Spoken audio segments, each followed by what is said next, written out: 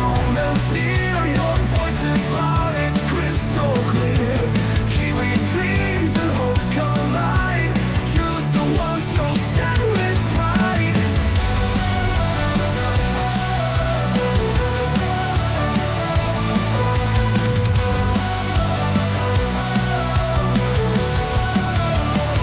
Kelson, the ballot where we belong. Every vote builds a nation strong. Your council, your board, your mayor in line. Together we shape this land divine. The future's written in your hand. The chance to guide and take a stand. Community rising, hearts aligned. In together we shape this land divine.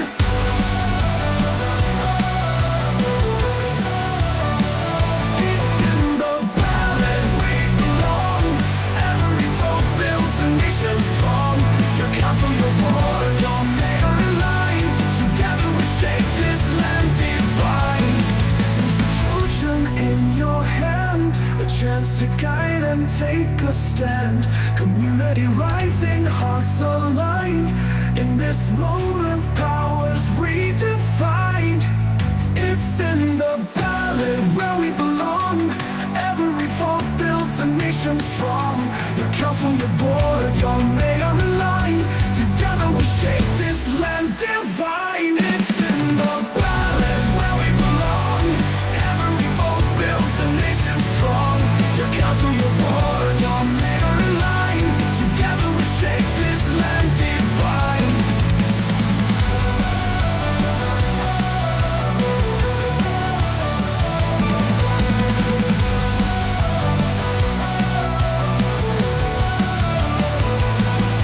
From hills to shores, every voice will soar. Decisions made will open the door to brighter days and skies that shine. Our future's ours, it's yours and mine. It's in the ballot. It's in the ballot. It's in the ballot.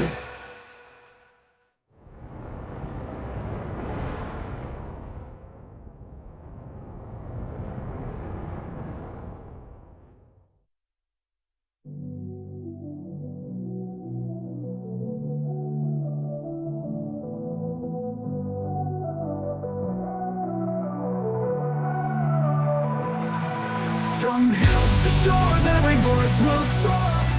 The ballot's here, the moment's near. Your voice is loud, it's crystal clear. Kiwi dreams and hopes collide. Choose the ones who'll stand with pride.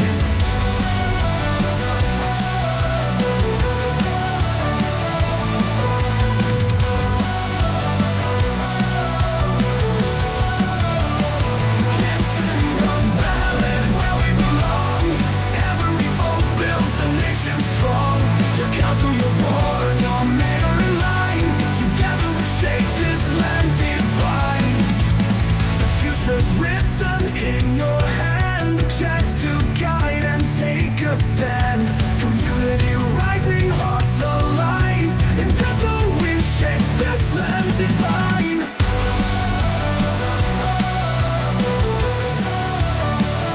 It's in the ballot we belong. Every vote builds a nation strong. Your council, your board, your mayor. Okay, good evening, everybody, and welcome to tonight's It's in the Ballot show.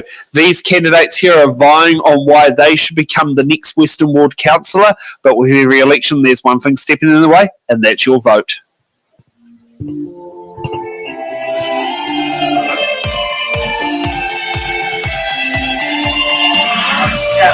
That'll be mine.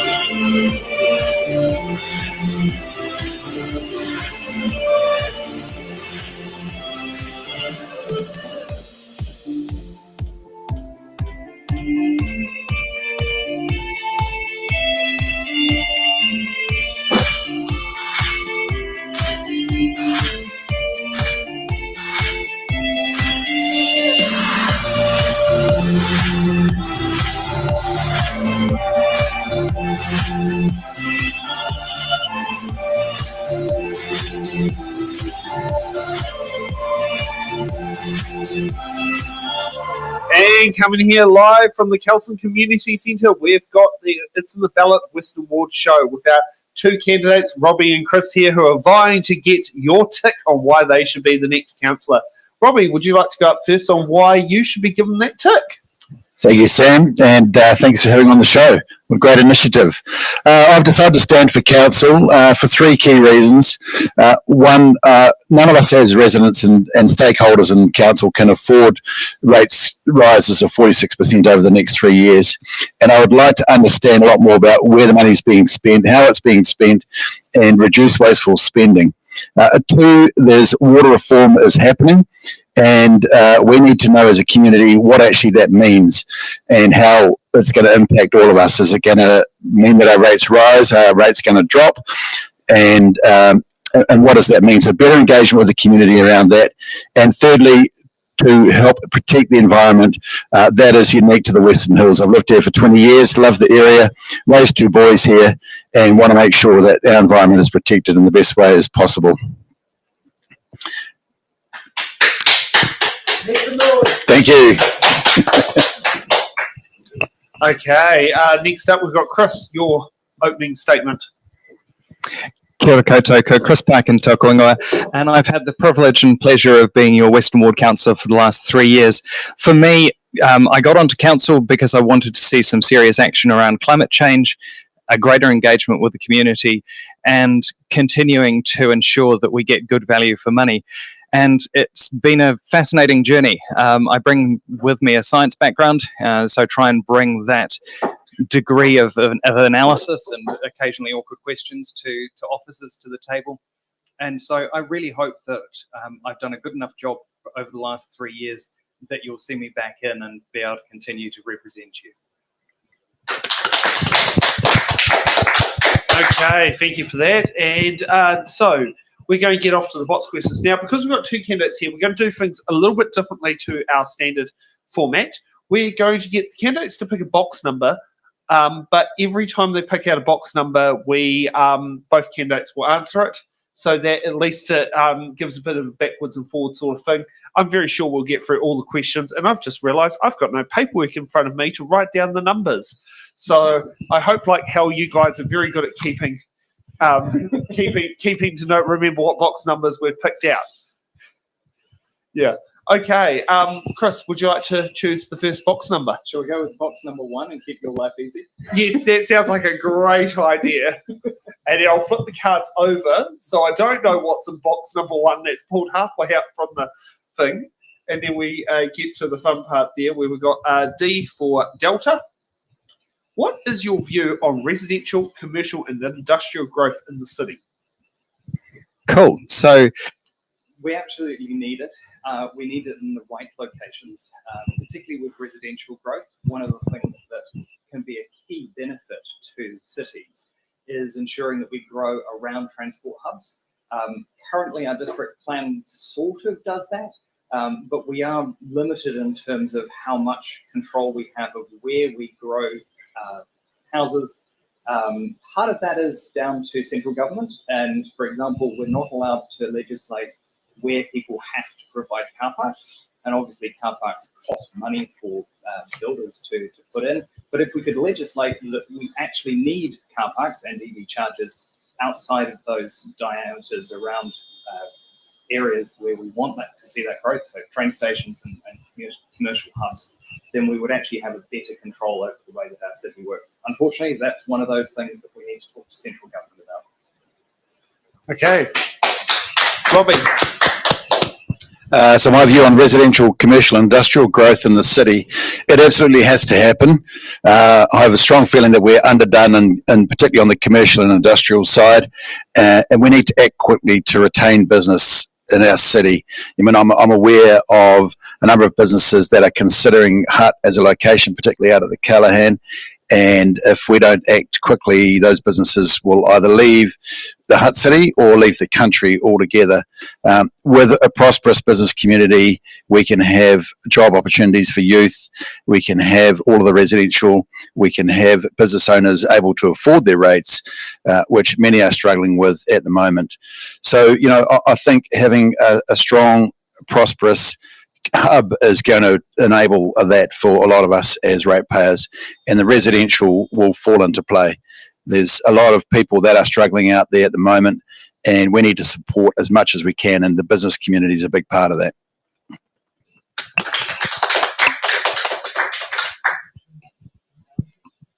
Oh, okay. I'll just turn them all down. That works. See, it sounds like the microphones are too loud. Okay, Robbie. Strong box voices. Number. Box number 2. Thank Box you, number 2. Sam. Thank you for that. That makes things very nice and simple there. We got A for Alpha. Are council policies helping small businesses survive and grow?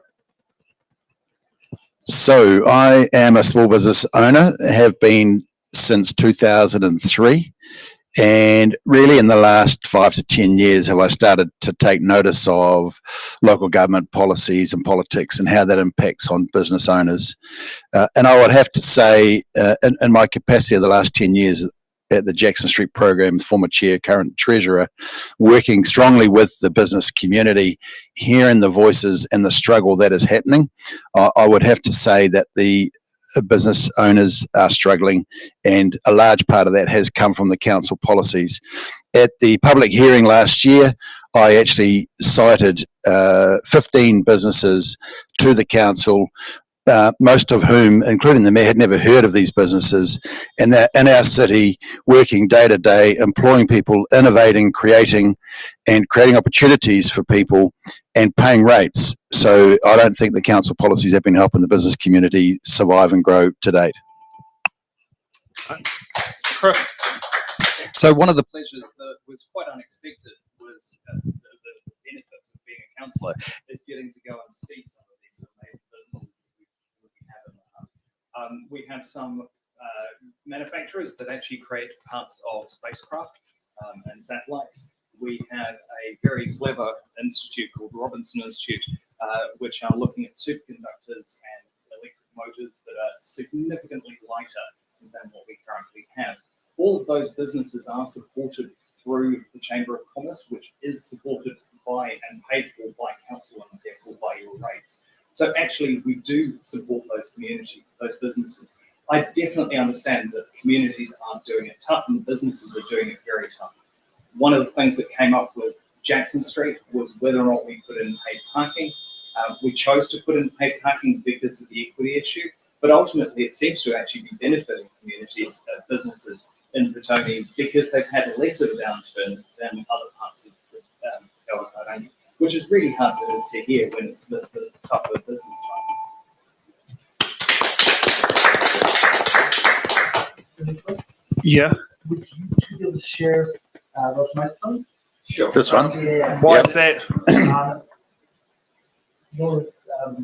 That's fine. Yeah. Okay. Cannot hear so well. Oh, okay. Yeah, I've also seen a comment about echo, but I mean, it's not echoing inside here, so I'm not sure if it's just multiple mics picking up. Chris, what box number? 3. 3. Yeah.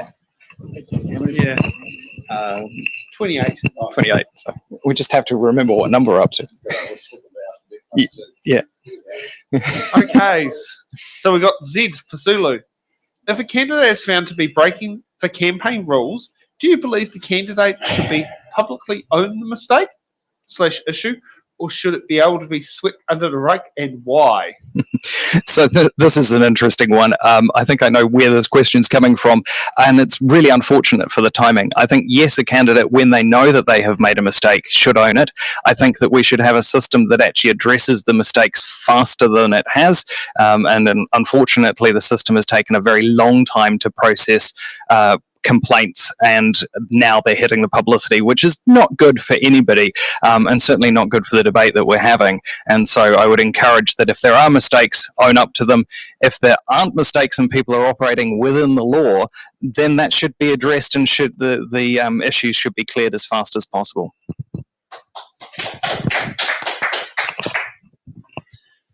Thank you, Sam. I'm aware that being a councillor involves being active, engaged in the community and being a bit more of a public figure. And I have no concerns or issues at all with people taking accountability for their actions. And I think that's usual practice for anybody in any kind of profession. So, yeah, I have no concerns with that at all. Okay. And Robbie, what box number? Well, let's go for 13, please. Oh, we've got to throw it way off from 4. Yeah. Oh, would you like to go through it numerically to make it easier? I just probably won't remember, but that's all good. I mean, yeah. Okay. We got L for Laura. What part of the community or business sector does council need to work more closely with? Yeah. No, thank you for the question. So certainly small and larger sized businesses, there's an underspend and underrepresentation of the business community by council. That was reinforced to me really when I went to the hearing last year and saw the sort of blank look on the face of many councillors who, some who are in business and have been in business, but they just don't, from what I could gather, have a business lens or see the business community as a focus. So the small business and medium-sized businesses need a larger voice at the table. We've got so many great businesses out there, and I think a lot of the businesses feel that council has let them down. They've tried to engage, they've had a shared voice that's all fallen on deaf ears, and decisions have been made without those voices being taken into account. So I think that having someone who's in business will represent that business voice a lot stronger than it's been. Okay, Chris. So I think we need to represent all parts of the community. It doesn't matter whether or not it's a small business, a small family, a community organisation, a church, whether or not it's our hospitals. We need to have that voice around the table. Now, that doesn't mean that everybody ends up with exactly what they want. And part of the job of being a councillor is hearing those disparate voices and coming to a conclusion and weighing the ideas that they bring to the table. And sometimes we've had an example was a presentation that was given during the district plan. One person spoke up against an idea that we had, and from an equity point of view, his argument made perfect sense, and so we dropped that idea based on the feedback of one person. So actually the listening to the community as a whole is really important, and sometimes those ideas can come from anywhere. Okay, Chris, what box number? 5. 5? Okay, we got G for golf. What is your approach to handling controversial and complicated issues? So my preference is to get in the room with the person and actually have a face-to-face. It doesn't always work, and sometimes I admit I have stuffed up in past confrontations where I've come across as too combative, and so that's something that I know that I personally need to work on. But ultimately it's having those face-to-face conversations, listening, taking on board the evidence, and then going from there and working out what is going to work for the community as a whole. Robbie? Thanks, Sam. So for me, handling controversial or complicated issues, the first thing that I need to do is know the facts. Understand what are the facts, what we're dealing with, and think about who might have a vested interest that could influence these facts. Then learn and understand who's got the most to gain or lose from a particular decision, and then think about what is going to best serve our community. What would the people out there want? What's going to best serve from a social, economic, and from an environmental perspective? So that's how I would deal with a controversial situation. Okay, Robbie, what box number? Let's go for 6. Thank you, Sam. 6.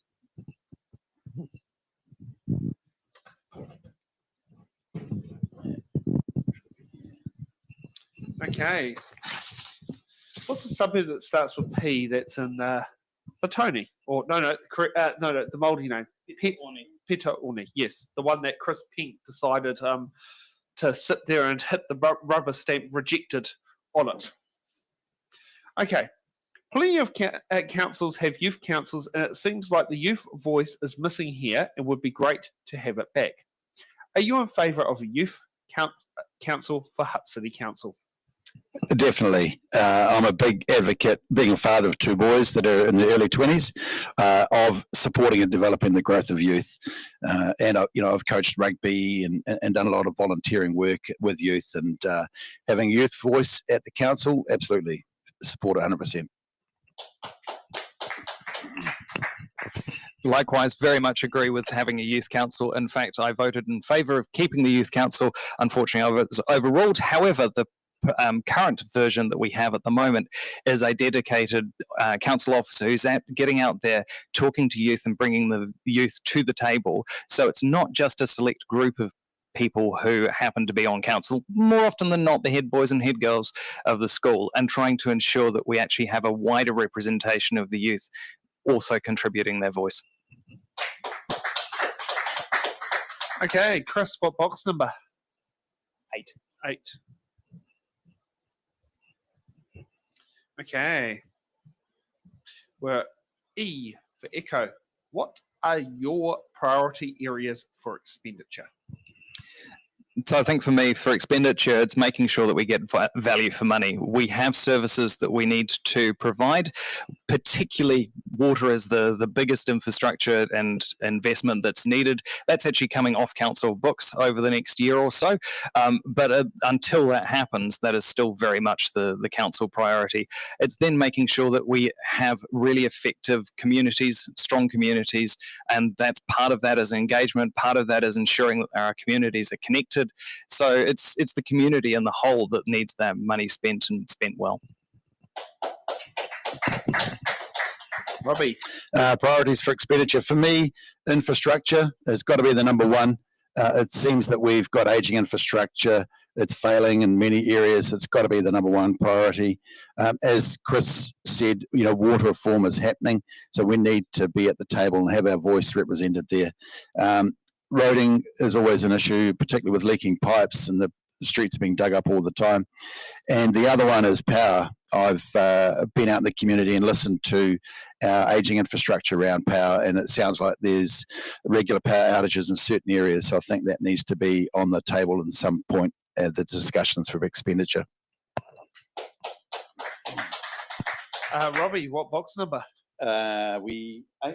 8. Let's try. Try 8. Okay, we got V for Victor. What should council's priorities be when making making grants to the community? Yeah, thank you. I just did make some notes earlier. So when looking at a grant to the community, the first thing I would be thinking about is what is the economic impact of this grant? The second, what is the social impact?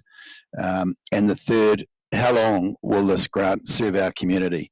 So how is it developing people, business, and what's the long-term effect that it's going to leave for the city? With a business hat on, is it a good investment for all of those reasons, for the people in the community, for what we're trying to achieve as a city, and the economic growth and development? For me, it's how do we leverage that money? How do we get the best bang for the buck? How do we ensure that we're supporting communities, particularly that are where we've got groups of volunteers functioning, and all businesses, and where the business is giving back and we're actually enriching the community above and beyond that monetary spend? How do we actually ensure that that money is well spent?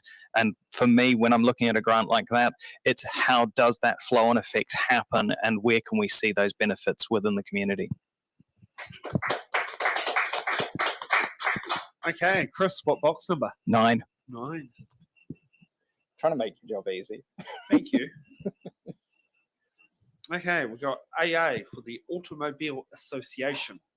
It's a bit better than saying Autocratics Anonymous, because I don't believe the alcohol one is really relevant, because that seems to be something we should keep secret. What do you think of local government or local democracy? Oh, that's a loaded question when you're already in the job, isn't it? Blame what was it, Paul Lambert for that one?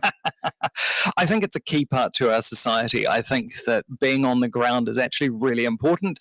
And I'm really glad to see other political parties actually starting to reach out and engaging, and not just having generally the left leaning side of the political spectrum from a central government point of view.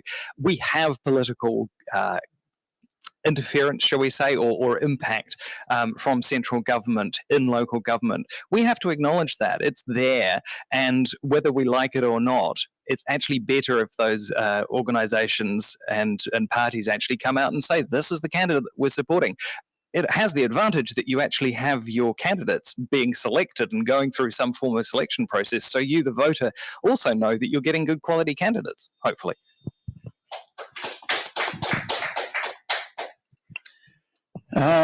My view on local government and local democracy is that we need more forums and avenues for the public to voice their opinion and for this voice to be heard. I think many people out there feel that decisions are being made regardless of what is being said. And an example is the Jackson Street program got 2,500 signatures against paid parking. We went to various formats, and a decision was made without even feeling like that was taken into account. So I think a lot of people feel that way, and that they feel that elected members have not stood up for the ward or the people that they represent. So I feel that, you know, people out there feel that democracy is being taken away from them, and I think we need to do a better job as a local government and council to represent the people and listen to them and represent their voice. Okay, Robbie, what box number? Let's go for 10. Thank you, Sam. Let's go for 10. Yeah. Okay, we have F for Fairfield, because I know that's a suburb in Hutt. Yeah. How will you fit in council meetings with your other commitments? Yeah, thank you. So I have the privilege of being self-employed and have flexibility with my working life. And the two boys that I've raised are now living in Australia, actually, so they're off my hands. So I do actually have quite a bit of time and still quite a bit of energy to be able to contribute. So from my perspective, this is not the first time I've considered council, but probably the first time that I've been in a position where I could dedicate the time without being distracted on the home front or the business. So I'll be able to integrate my business quite easily with the council activities should I be elected. Okay, Chris. So I'm lucky enough to be a teacher, but I teach remotely. I teach for, well, currently Te Pūkanga, Southern Institute of Technology, and so all of that work is done online, which means that it can fit in and around council. I also teach pottery at Hutt Art Society and have taught at Wesley Rata Village as well. And those two I just schedule around to make sure that I don't have meetings on those days. It tends to be evenings, and unfortunately that does mean that Kelson Community means that I miss out on seeing their meetings unless they happen to fall into the term breaks, and that is unfortunate, and wish that I could spend a little bit more time there. But certainly the council regular day-to-day stuff is easily fitted in. Okay, Chris, what box number? 11. 11. Yeah, it'd be bad when I lose count. It's all right. You can always do it in Stay Māori if you wanted to. Okay, we got you for uniform or for Upper Hutt. How should Hutt City Council work with the regional council to improve local public transport? Well, this one is very much a case of working with the other elected representatives and officers, and we've actually had the privilege of having Quinton Duthie as one of our Greater Wellington Regional Councillors for this term, and he's been quite instrumental in ensuring that he engages with both Hutt City Council, so we've been able to feed back information to him, but also the local community. And so one of the things that we've been working on is Riverlink, particularly engaging with people, getting feedback on the fact that originally we were proposing to shut down the whole of the train line for Melling. That's no longer happening, and it's just closing Melling railway station, and so there'll still be the trains running through that line, which is going to have a significantly less impact than it was going to. There are big and exciting projects happening in Lower Hutt at the moment, and I agree with Chris that engagement with the regional council is the key to that, to be able to understand and connect, and also reiterate what Chris has said about Quentin Duthie. The times I've met with him, spoken with him, engaged, and listened to his presentations, he's a real asset to our region, and I think, you know, collaboration between those councils is going to get the best outcome for all of us. So this is a supplementary as being a train nerd. The train's going to be running to Western Hutt train station.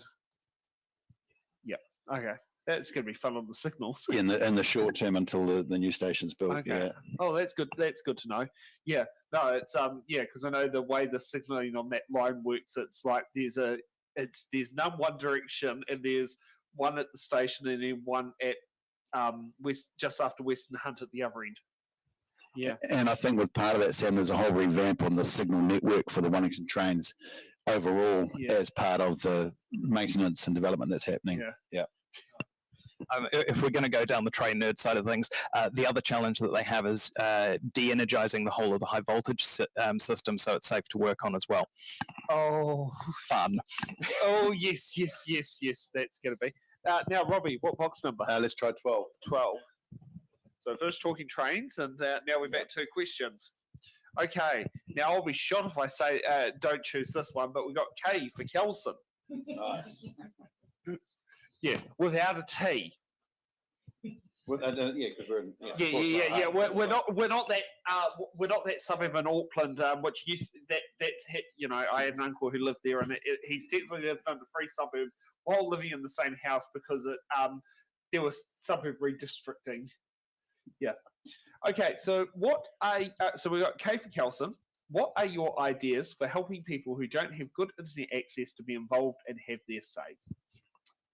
Look, I think the more we can have the community engaged, coming to public hearings and listening to what people have got to say, I certainly believe that phone surveys could happen. There's no reason why teams of people could not be ringing up and talking to people and say, you know, what do you think about this, for those that aren't connected to the internet. I know that people still write letters. I still write letters to my clients, and in this day and age, I think that has a lot of impact. It's quite, you know, engaging.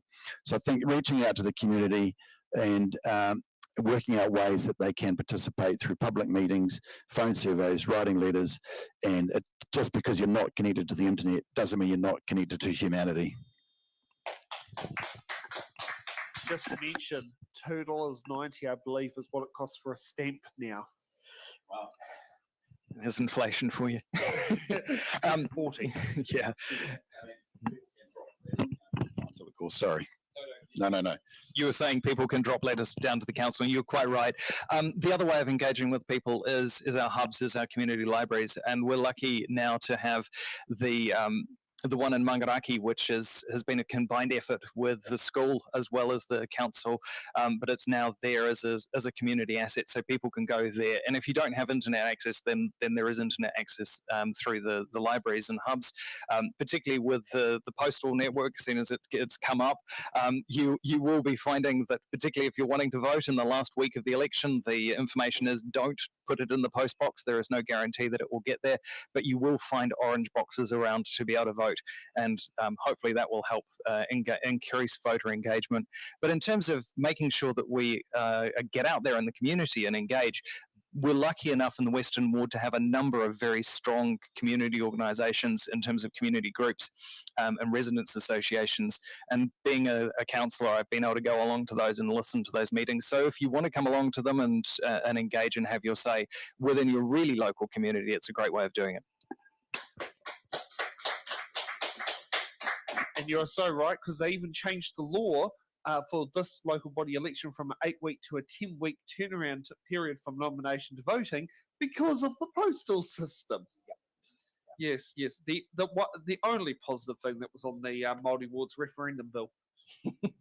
Yes. Now, Chris, what box number? 14, because we've already had 13.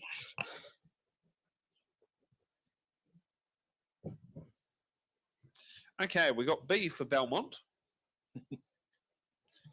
Is ratepayer money is rate money being spent responsibly? I'd say yes, for the most part. There are always times that we're going to be able to find savings. However, part of the challenge is that the downwards pressure on rates that we've had over the course of 20 or 30 years has actually meant that rates money has not been spent responsibly. It would have been a lot cheaper and easier and more cost effective to spend our money on our water infrastructure long before we started losing 40% in our leaks. So I'd have to say on the whole, no, we haven't. We can do better, and that's part of the reason why we've got this water infrastructure change. Robbie? So I have to say to this question, I don't know, as I don't know the internal workings of finances of council and how and where it spends its money. I feel that there is a lot of waste. I've talked to a couple of people in council and they feel that we could potentially drop rates by 30, 40% and still function. I don't know the answer to that, but I do think that a full review and an audit is required so that we can make those decisions and look at where the money is actually being spent. Are we getting the best bang for a buck? Have we got contractors taking advantage of the situation because it's a council job? And I've had that in my profession in the insurance industry, where we've had to ask doctors and surgeons to send receipts back to say $250 for surgical scissors. You must have made a mistake. They're actually $25. And I think holding people to account is really important. And so if I'm elected, that'll be one of the things that I'll be looking for, is a full financial review and holding people a bit more accountable to where the money's being spent. There might be some contractors a bit scared when they sit there and have their invoices questioned. Might be hauled up in front. Can you haul up contractors in front of the council table? Yeah. So that probably would fall under their operations rather than governance. We've certainly had the head of Wellington Water come and talk to us directly about some of the issues that we've had with contractors, and that was actually to do with the fact that the previous system of the way that they gave out contracts was not as transparent as it needs to be. So that hit the news, and those changes had already happened, and he'd already been long on to fixing those problems. So yeah, yes, there has been some wasteful spending, but certainly within the water side of things, that is starting to be addressed significantly. Yeah. Okay. What box number? Let's go 15. 15. Oh yes. Who got their driver's license at 15? Yeah, I know. I did. I don't know, later, 17, 18. Oh gee, you're a late starter. Yeah. Okay, we have W for Wainui Mata. Nice. What political party are you linked to? None. Not linked to any political party at all. I mean, I vote as a voter for national elections, and I voted as local, council elections, but I've no affiliations to any political party at all. Your closest affiliation is to the tick on the ballot paper. And I'm a Green Party member, but I also have a number of friends and supporters that are across party. In fact, when I got my JP thing, although it's not an endorsement by Chris Bishop, both Chris Bishop and Jenny Anderson had to sign off on my JP nomination. So it was kind of cool. Why did both MPs had to do that? Because to become a JP, you have to have your nomination signed off by the electorate MP. And I got my nomination in just at the change when we had the election. Oh. Jenny was no longer an electorate MP. Chris Bishop came in, therefore that had to be processed. So one of those rare moments that I've been signed off twice. Things we're learning tonight. Now, what box number? 16. 16. Okay. Do we have a suburb that starts with H and in Lower Hutt? We have Hill Road, which is close by. Oh, yeah, that's a good one. We'll do H for Hill Road. What skills and experiences do you have? Do you have that you believe would be beneficial to you as a council member? So as I mentioned, I have my science background. Probably something more interesting was my mother said I should get into politics, and that was something running through my childhood. I remember when I got elected, Mum said, "Yeah, you had an interview with somebody, and they said that you should be good," and that was when I was about 12. So it's like, okay, fine.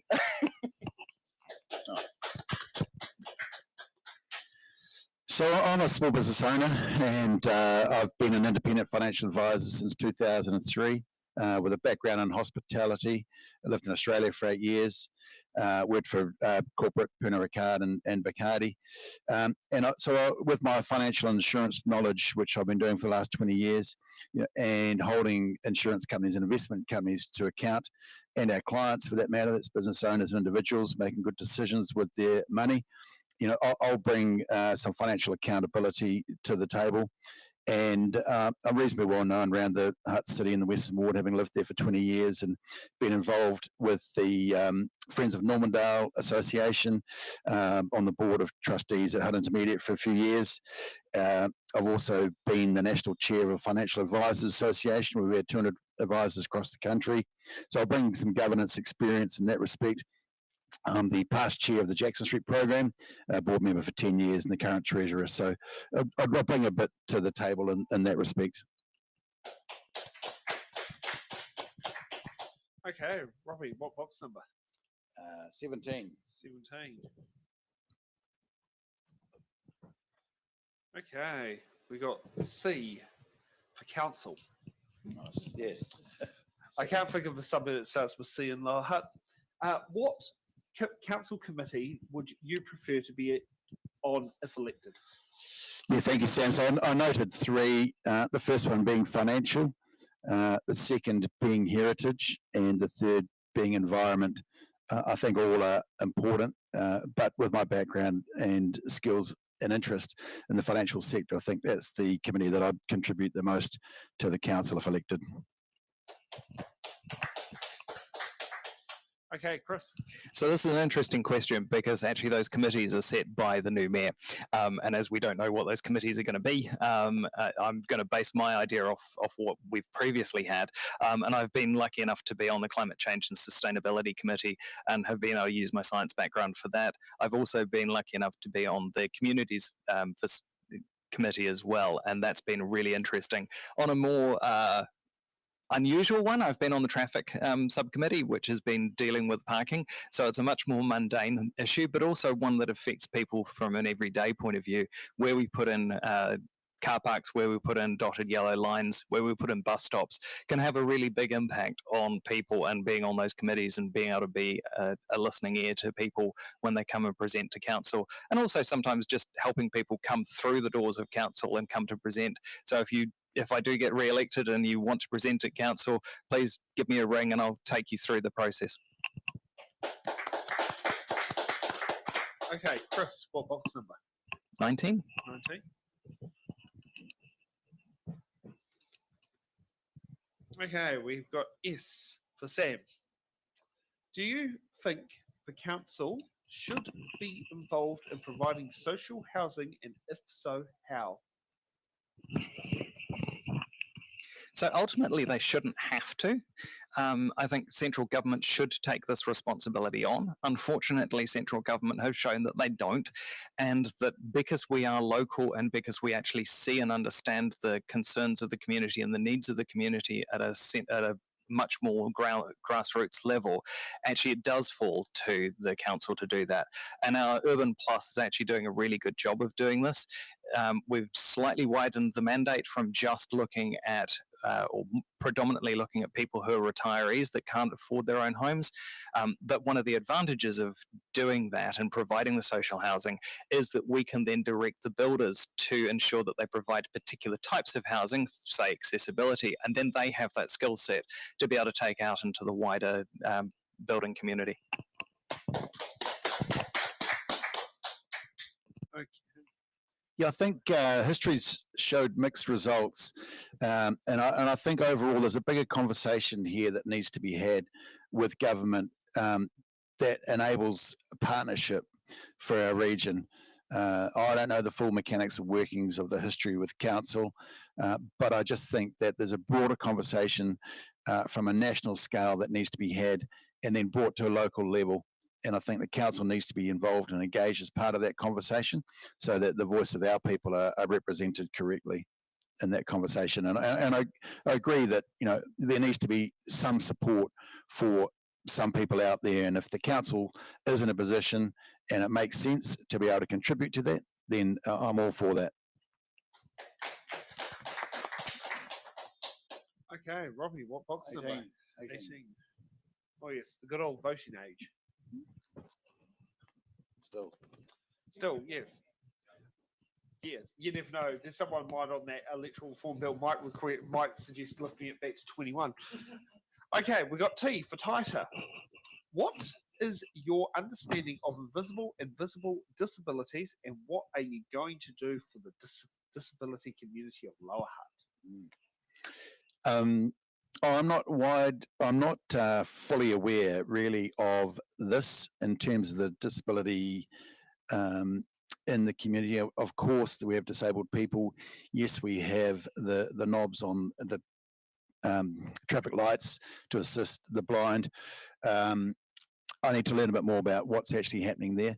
I know that down in Petone, we have guided walking tours for the deaf and visually impaired that are able to come out on a bus and plug into earphones or talking devices and have a full tour. So we've created that experience for the disabled and vulnerable. So I think it's really important. I just don't know what is happening in the council at the moment, where it sits in the priorities. But we definitely need to have a voice for that sector of the community as well. Chris. So this is an interesting one for me personally because I have an invisible disability. I have multiple sclerosis. It's fortunately relapsing remitting, but this time 6 years ago I was walking with a walking stick. I still suffer from if I get too hot I start losing my eyesight, which is always interesting when I'm dancing. So if you do see me dancing, I tend to drink a lot of iced water to try and keep my body temperature down. But having had that lived experience, I'm also very much aware that my experience is not the same as everybody else's. So ensuring that we have multiple voices. I've been involved with Wheels and Canes and the great work that they do in terms of the feedback that they've given to Nainai Pool. And so ensuring that we have different voices from different disabled communities is really important. And yes, you don't see all disabilities, and case in point for me. Okay, Chris, what box number? XX 20. Let's go Roman numerals. I think that used to be the name of a radio station where I grew up. 2XX. If you remember things from Power Programming. Okay, we got Q for the Queen. And a reference of me, Elizabeth II. What budget line item would you remove to help bring rates down in Lower Hutt without disrupting basic services? I like it at home. The budget line item would like to be my rent. Yeah. And so ultimately, the budget line that we are going to bring down from council point of view is our water infrastructure. The problem is that ultimately that's not actually probably the answer to the question that you're asking, because that's still going to be paid for you by the ratepayer. It's just going to be paid under a different name. Ultimately, I don't think there is very much else in the budget that we can remove. We did go through quite closely and look at what else we could pull out of the budget. I'm more than happy to support any mayoral candidate who's requesting a line-by-line review, and we will do that. But just ultimately, I don't think the answer is we're going to find very much, because it has been done before, and because it's been neglected over time, that even when we pull out the water infrastructure, Hutt City Council is still going to have some responsibility for overland flood control, which we will have to budget for, and probably isn't included in our budget at the moment. Robbie. There's a lot of internal workings in the council that I would learn if elected.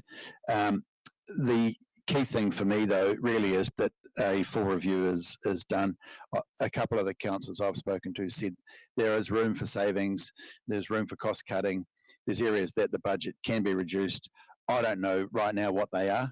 If elected, I would find that out, and I would have that answer within 3 months.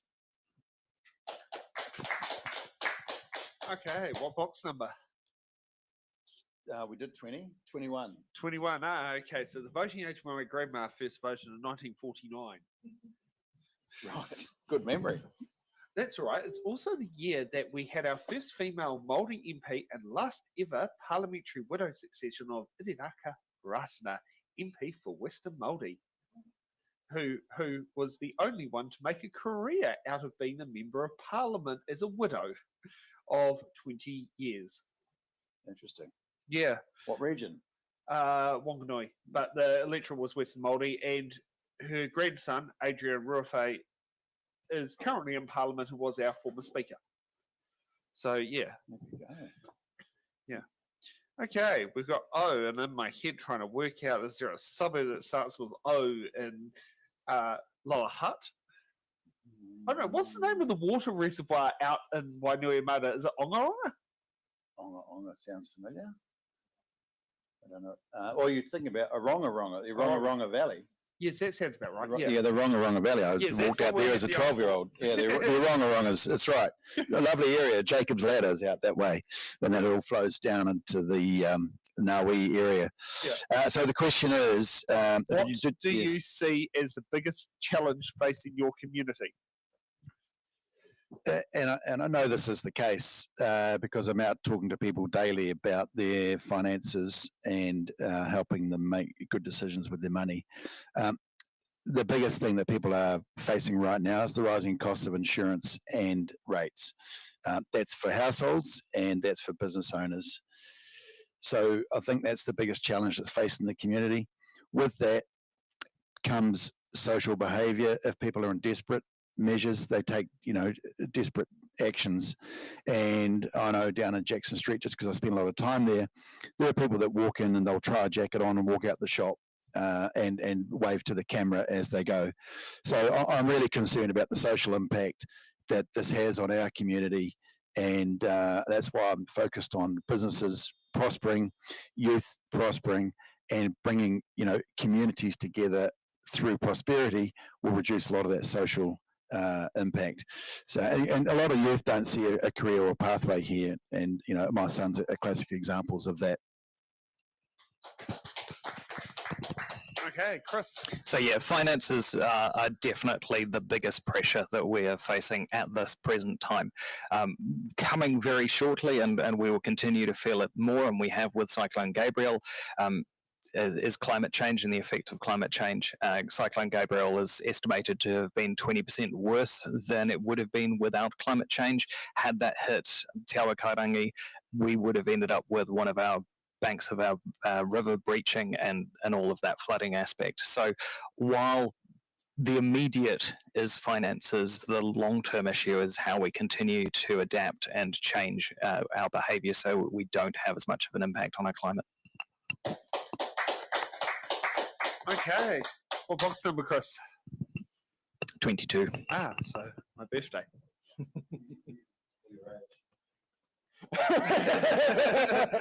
Unfortunately, my age, honestly, my age doesn't actually fit within the box numbers anymore. Try to think, when I first did, no, I'm actually trying to think, not under the current one. I fit the first one in the 40 years it would have fit. But yeah, we dropped them down to 30 and now they're down to 28. Okay, we got M for Moria. Moria? Moira? Moria? Yeah. Moira. Yeah, in my head, I'm right having like all these different letters and jumbled up orders coming in. What are your ideas for achieving more public participation in local government?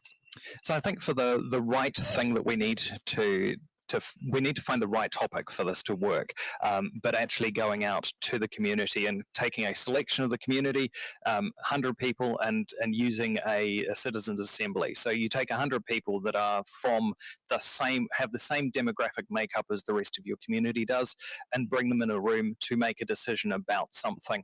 And it's generally going to be something that's difficult to deal with. And my suggestion that I'd like to see it done with is what we're going to do about our FOGO, our food and organic recycling. We're currently sending a significant amount of waste to the landfill. That waste is then turning into methane. That methane we are actually using, and we are burning it and generating electricity. So it's not being wasted, but it is filling up that space. It is creating methane, which leaks out, which is adding to our climate change.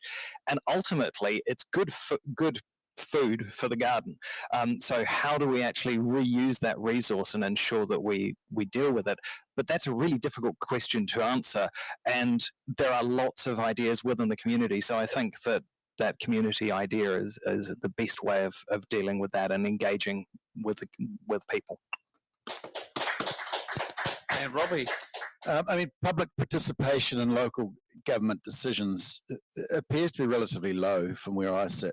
I think a lot of people don't take it seriously until it affects them. It's a bit like the story with water, and they only feel that there's a drought when they turn the tap on and the water doesn't come out. But actually, we've been talking about a drought for 6 months before and preparing in advance. So, I'd love to see the community getting more engaged in local government decisions. I think that's really important that the voice is represented. So how do we do that? I think, as we spoke about before, running surveys on areas that people will relate to, that directly affect them. I think that's where you start to get engagement. And certainly agree with hosting more community events and activities, and getting the public and the ratepayers involved in those discussions. We need to hear what they say, but they also need to hear what's going on, because there's a lot going on that doesn't get communicated back to the ratepayers. So a greater engagement on the matters that people are going to respond to. okay, Robbie, 23. 23. Thank you. It's all right. I kind of feel that's a bit of a useless number now. Okay, we got I for India. Yes. What should the local government be doing about climate change? And it was good to hear your views earlier, Chris. For me, when I read the question, I thought, well, the number one thing is managing recycling as effectively as possible. And I'm aware of Upper Hutt, where there's a organic waste recycling depot, a chap up there that set that up, where he's turning organic waste into composting soil within 4 hours. So I think, anything that we can do that's going to recycle, repurpose, reduce and reuse in the community is a vital thing to do for climate change. I mean, we are a small country. We are a small part of climate change. It's important. And I know that the larger countries are pulling out of the Paris Accord, but being a Kiwi from the Hutt, still think that's a really important thing that we do. Encouraging the use of electric vehicles. I've been an EV driver for a long time. I think that's really important. As we said before, raising awareness around water responsibility. I've learned that there's water tanks that delay the water supply out into the waste system, but I think why not have tanks that actually feed the garden rather than go back out into the system? So to me, that's a really critical one.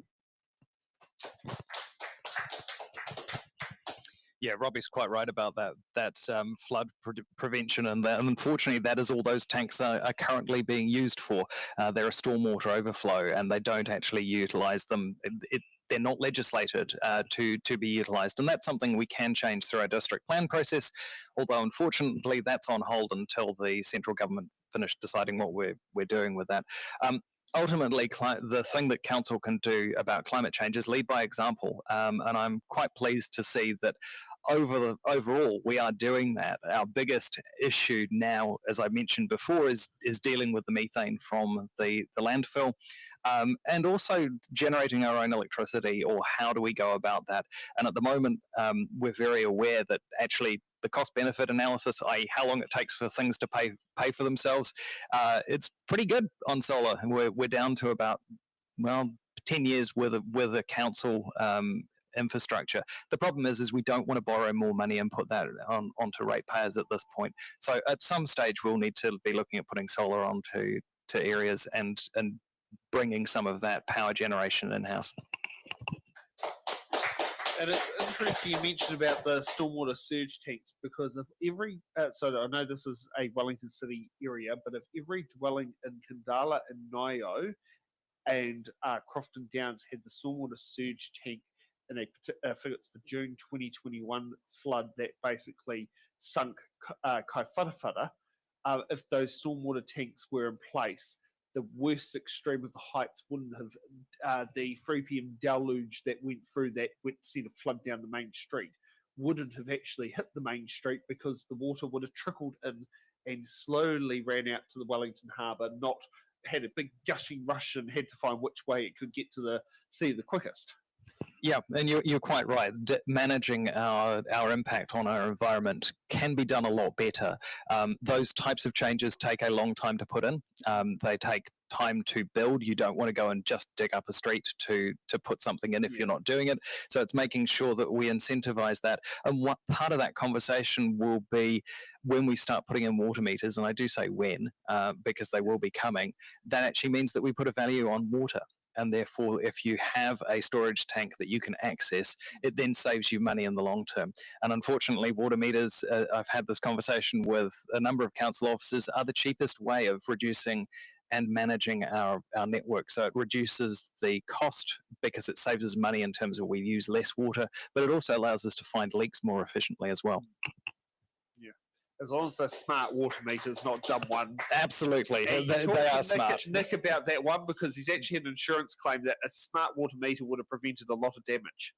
Yes, finding a leak at 2 o'clock in the morning. If you're using 2 litres a minute at 2 o'clock in the morning, you know you've got a problem, and smart water meters can do I that. think it wasn't. No. Street water pressure was coming into the house. Right. Yeah, not good. Not good at all. Yeah. And that was literally, what it is. So, Chris, what box number?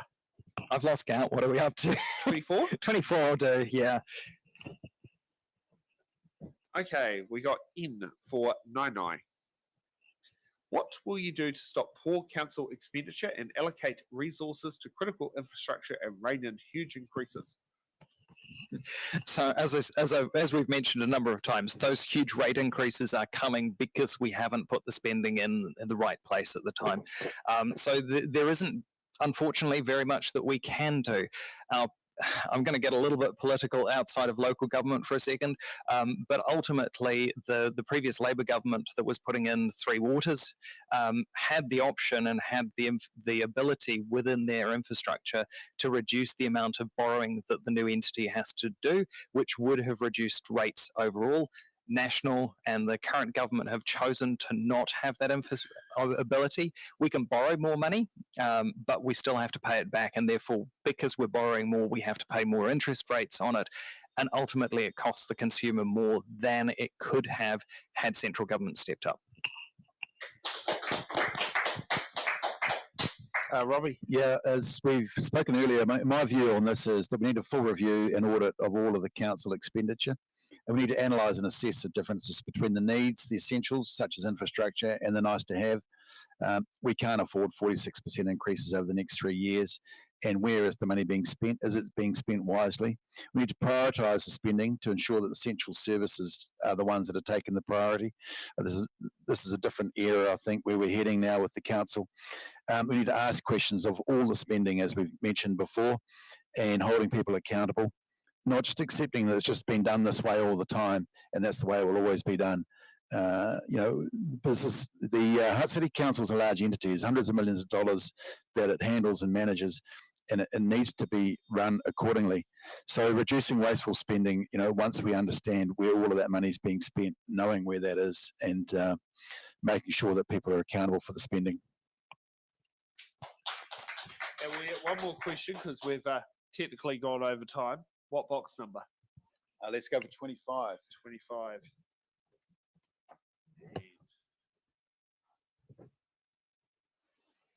And it's why for yellow, because I don't want to offend the person behind the camera. Oh, this is a good one. Paid parking was put in Petone and paid parking in Lower Hutt was increased in the last term and has caused issues for businesses in both places. What are you prepared to do about paid parking in Lower Hutt, in Petone and Lower Hutt? So this is clearly a question dear to my heart, being a Petone business.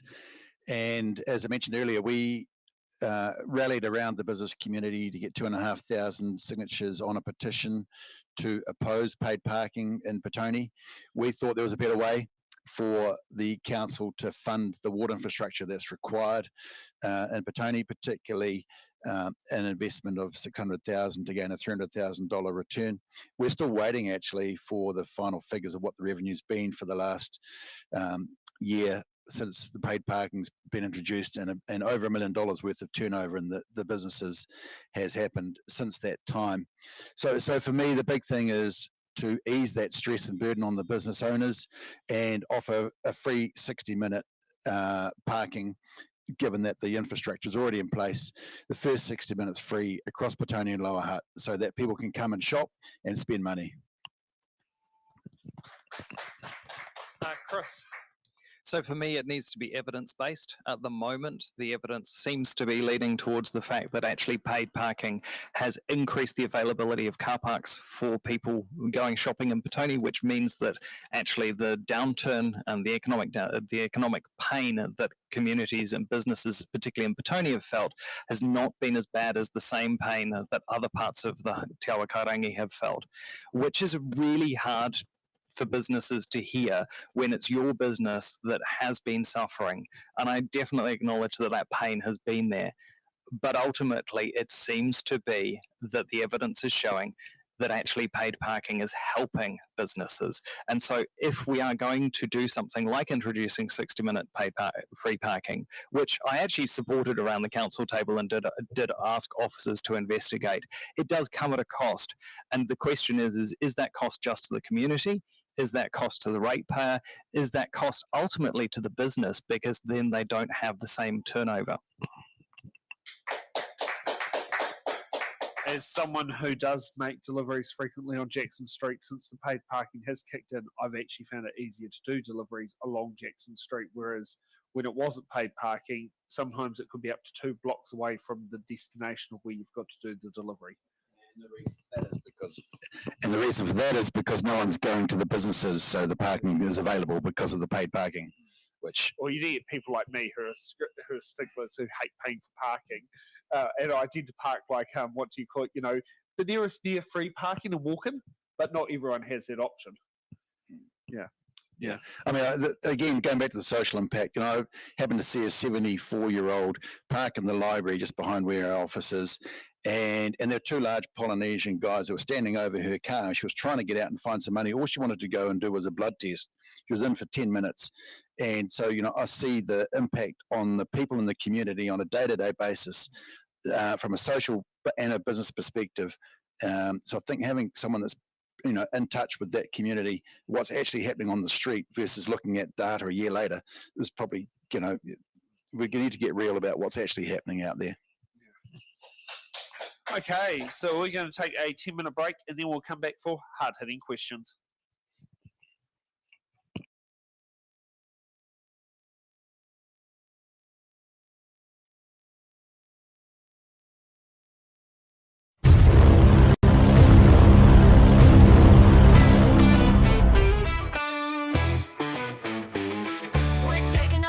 Just a short little breather to stretch out your legs. You don't need a leader. The live stream will be back, so don't go too far. But for now, you can wander wherever you are. Intermissions aren't really a thing anymore, but we think they're cool, a tradition to adore. A moment to breathe, have a laugh, maybe chat. There's magic in breaks, and we're keeping that. Head to the lobby, your kitchen with glee, for snacks that are tasty and drinks. Fill up your plate, pour a glass, take your time, then come back refreshed. We'll resume on a dime.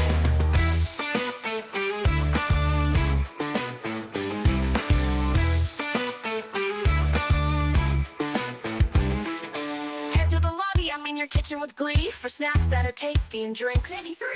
Fill up your plate, pour a glass, take your time, then come back refreshed. We'll resume on a dime.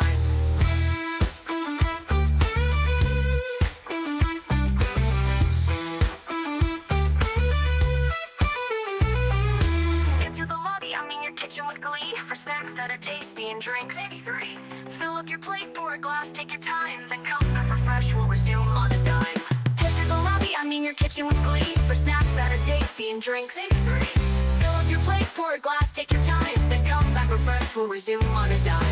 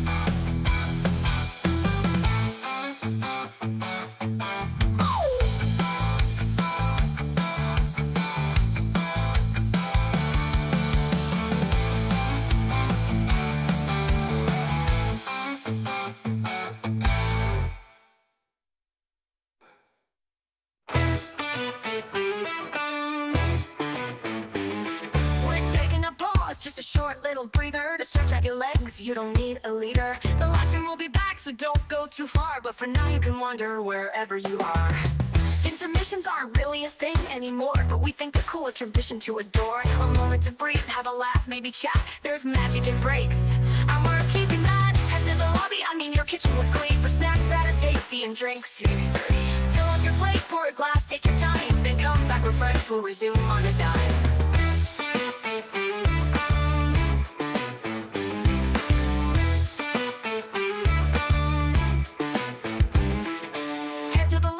Your kitchen with glee, for snacks that are tasty and drinks. Maybe 3. Fill up your plate, pour a glass, take your time, then come back refreshed, we'll resume on a dime.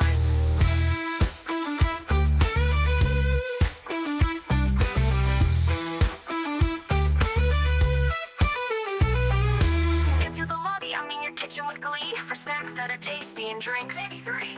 Fill up your plate, pour a glass, take your time, then come back refreshed, we'll resume on a dime. Head to the lobby, I mean your kitchen with glee for snacks that are tasty and drinks. Fill up your plate, pour a glass, take your time, then come back refreshed. We'll resume on a dime.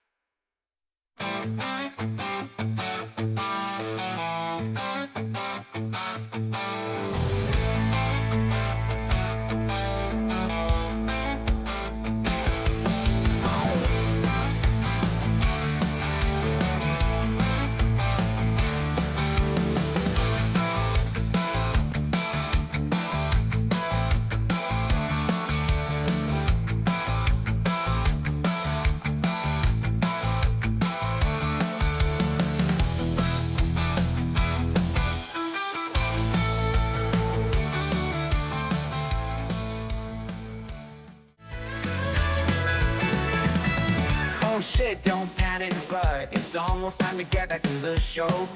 The candidates have stretched their legs, been partying, taking a break. There's still hard-hitting questions, closing statements and stuff you wanna know. So grab those snacks for their answers and prep for decisions you need to make. Oh, oh, oh, oh, oh, oh, oh, oh. The candidates have stretched their leg. The candidates have stretched their legs, been partying, taking a break.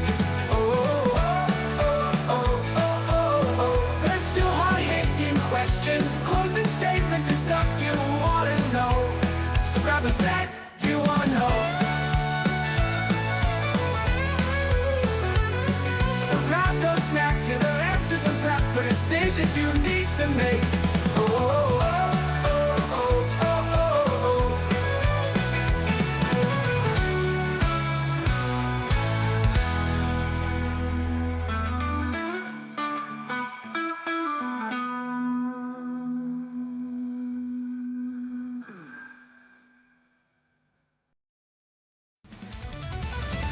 The ballot's here, the moment's near. Your voice is loud, it's crystal clear. Kiwi dreams and hopes collide. Choose the ones who'll stand with pride.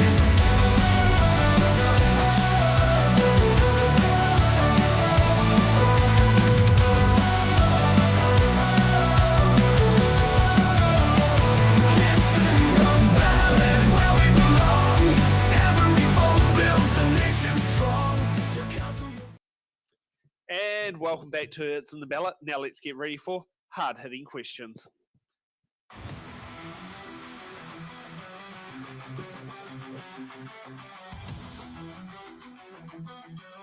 hard-hitting questions. We don't get any different. What does a question? Because every candidate is standing behind hard-hitting questions. Okay, we got Hutt in question number 1. There are lots of talks about amalgamation into a unitary authority similar to Auckland Council. What are your views, Robbie?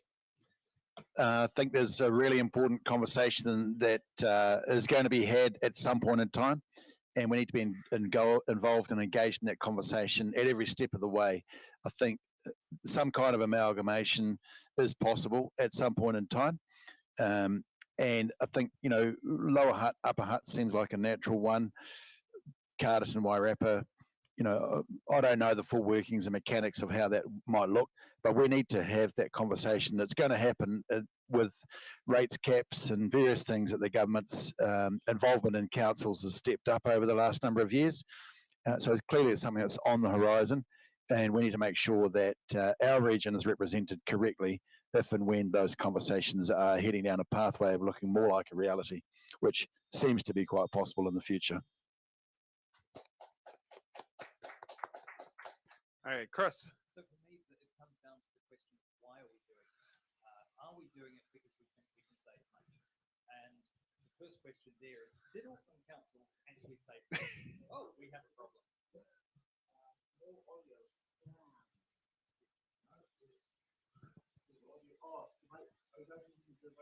Yeah, we have changed microphones.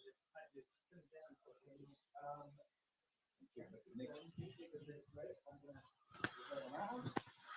Okay.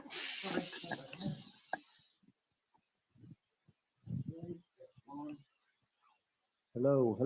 No, okay. Check 1 2 1 2.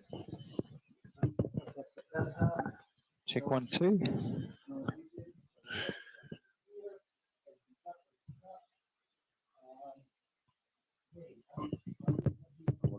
Calling from the Yes. Kelson Community Centre. Calling. Kelson Community Centre host desk is receiving. Great to have you on board. Check 1 2 1 2. I'm not hearing either. Oh, we're going to share Sam's microphone, are we? Apparently. Well, your one's coming through. Yeah, that This one. one here? Yeah. Yeah. Let's see that it is. Go. I can't remember where I was at. So the questions around Amalgamation, and my question was, should we do it? Well, the question is why are we doing it? Are we doing it to save money? Because actually, if I pull in the water infrastructure, that's 60. Still not working.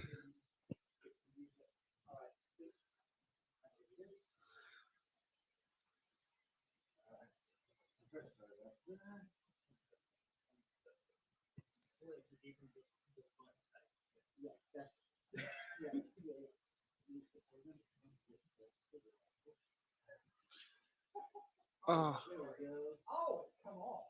All right, yeah, let's get that on the right up. Okay, can you hear me, Laura? no, but you'll see the message in the chat. Okay. I think I can hear myself. Just yes, no, maybe. Okay, yes. Yes, we can. Again. And just turn that up. Turn this one up, please. Right. Fantastic. Check 1 2 1 2. Check 1 2 1 2. Check 1 2. And we seem to be good. Okay. Okay. Take 3. Kia ora. So the first question is why are we looking at amalgamation? Are we doing it to save money? And what has happened with our super cities in the past? Have they worked? And Auckland City Council, I don't think has ended up saving money. If we are looking at amalgamation, where are we hoping those savings are going to come from? If it's, we've got to remember that our biggest spend, 60% of the spending over the next 10 years, is our water infrastructure, and that's already been taken away from councils and amalgamated in some form already.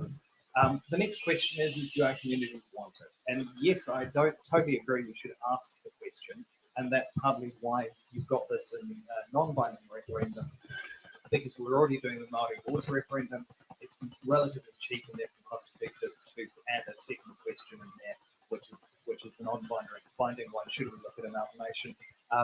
interesting. You mentioned about Upper Hutt combining with Lower Hutt.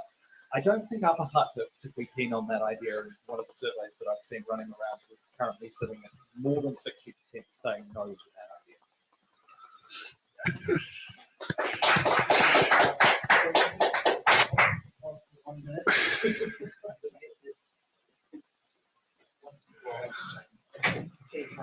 Yeah, it's Yeah, but it keeps on going on and off. Yeah.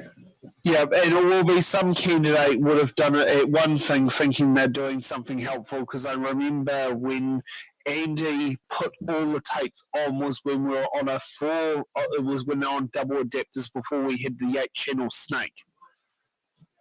Yeah, and it was because if someone turned it off, it killed the other one. Oh.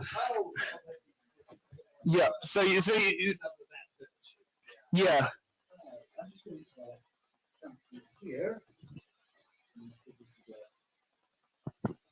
How is that? Do you see anything happening? as it can be. We heard something come through. All right, good. All right. And something I'd like Stay alive, Nick, and test if that's coming up better on your screen. So that if I'm talking in there, does it come up? Oh, ask Laura. Okay. Roads lead to Laura.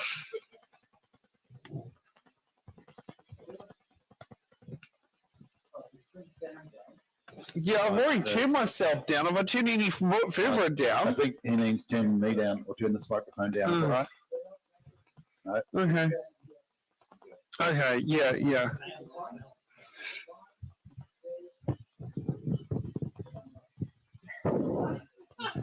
Take out the rubbish.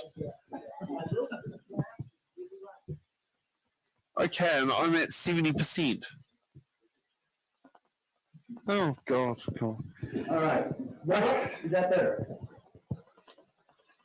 Okay, next time I'd like this fault testing to be done when we're not on camera for the whole world to see. Yeah.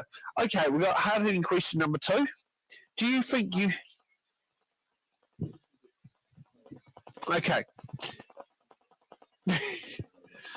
Yeah. Do you think you have any personal or professional relationships that could become a conflict of interest while serving as a council member?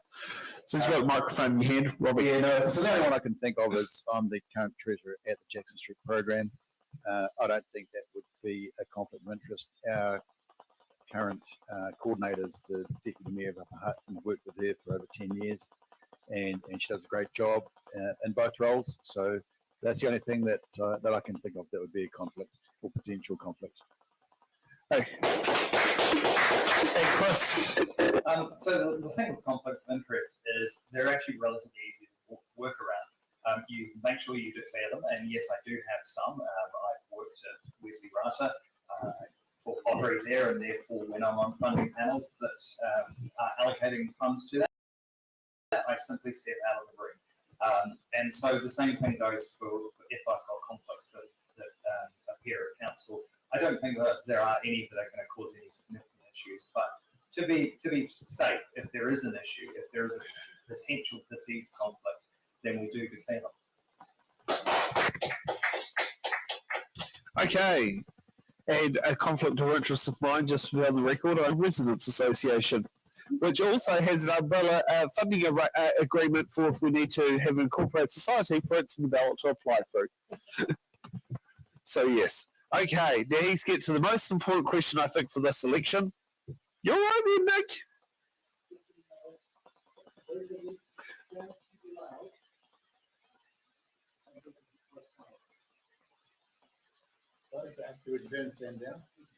Yeah, but I'm at 50% and you guys are 110. Apparently, I need to use more of my teacher voice.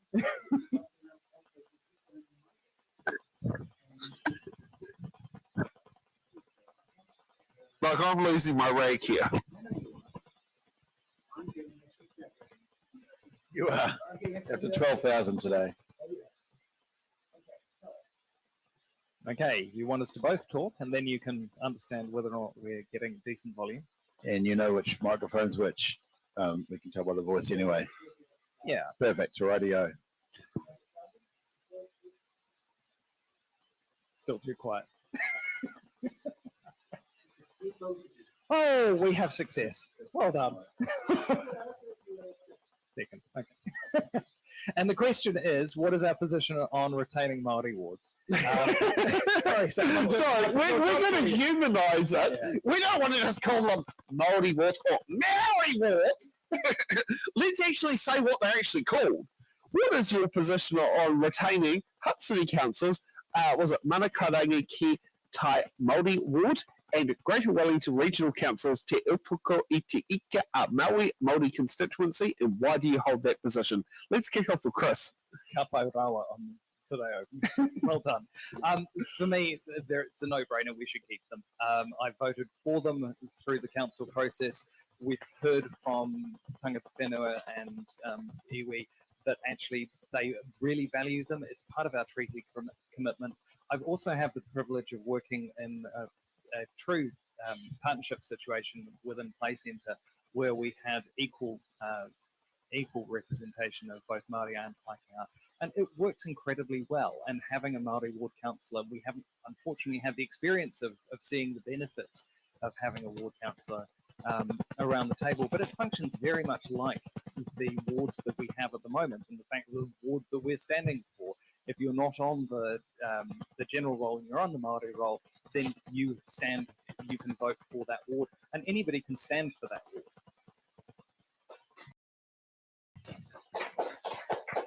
Okay, Robbie. Yeah, look, I think it's a great thing that we have this available in our democratic society. And so I'm supportive of maintaining things as they are. But more importantly, I will support what people vote for. And I think it's the wider voice really in this conversation, rather than my opinion, that is the most important. So with that, I think it's just really important that everyone gets out to vote. You know, whatever it is you feel, make sure you get out and vote, and have that, you know, anyone who's elected knows that that's what the people want, and then they can represent that voice clearly.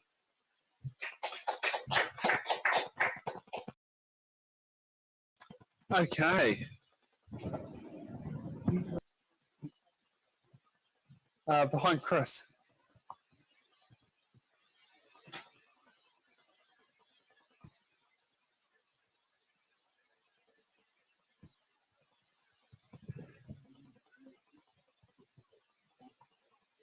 Yeah.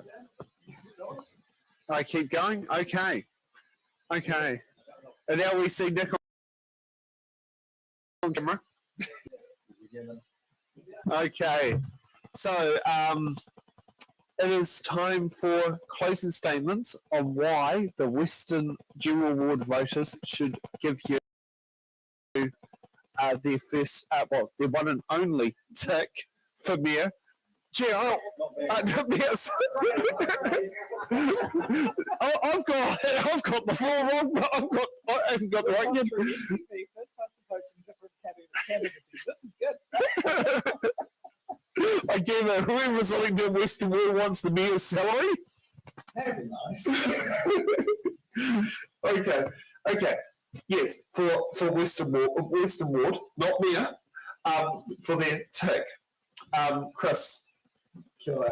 So thank you for the privilege of being here this evening, and thank you, Robbie, for standing, because otherwise we wouldn't have had this conversation, and it did look like at the last minute I was going to be elected unopposed. And I'm really glad that I've had the opportunity to talk to people, continue those conversations, and the excuse to get out of the door and keep on door knocking. So for me, if I've done a good job of representing you and being engaged with you and your community, then I'd love to continue to represent the Western Ward for the next 3 years and continue to serve my community. Robbie. Yes, so I've been asked to run for council previously and said no, and decided this time that I would stand. I believe in a democracy. I believe people having a choice is really important. And, you know, if elected, what I will bring, as mentioned earlier this evening, is conversation that perhaps might be uncomfortable for some of the people in the council from the past. But I do feel strongly about the rising costs of living for everybody. Rates is an important part of that. We want to make sure that wasteful spending is managed correctly. sure that there's better communication around water reform. We know that it's happening, but what is actually happening and how well do our members in our community know and understand that.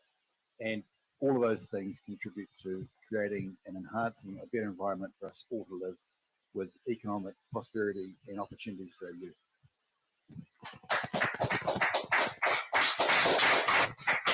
Okay. Oh, well, we've got to that fun part of the night. And we've very short, sharp, sweet closing statements. I feel like we want to keep going on all night long. Okay.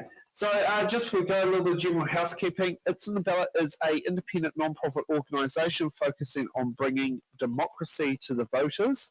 And we run on small dollar donations donated for our members and the people who tend to watch our content. If you'd like to sit there and make a donation, you can head to our Eventbrite page and do a koha without admission donation. You can also sit down there and put a donation to our Give a Little page.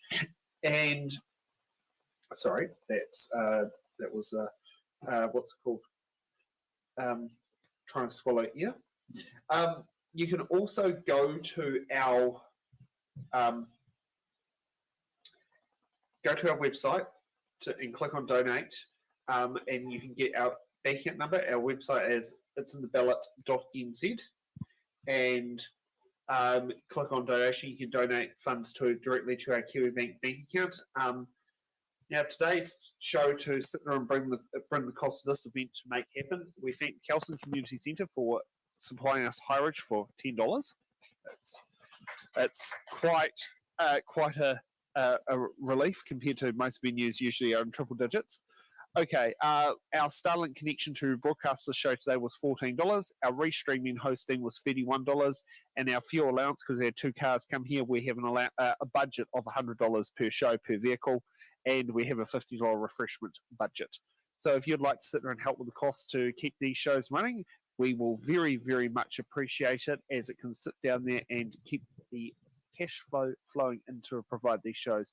I do know I got an email from Hutt City Council today, ironically, to ask me to pay for the Wainui Mata hall venue, which was close to $300, which was meant to be paid a week ago, but this is what happens when you're running on the smell of an oily rag.